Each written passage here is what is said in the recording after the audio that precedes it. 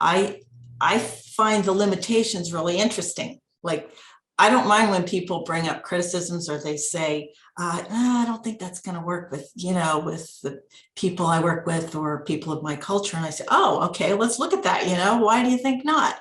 Well, let's figure out a way to make it work better. So the way I approach CBT is not to look at it in such a rigid way that, okay, everything has to fit into this, but rather how can we make CBT fit into whatever and whoever it will help.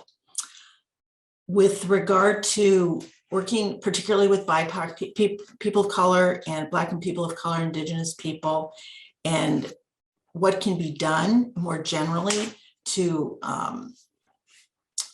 level the playing field, make therapy and CBT in particular more helpful to more people.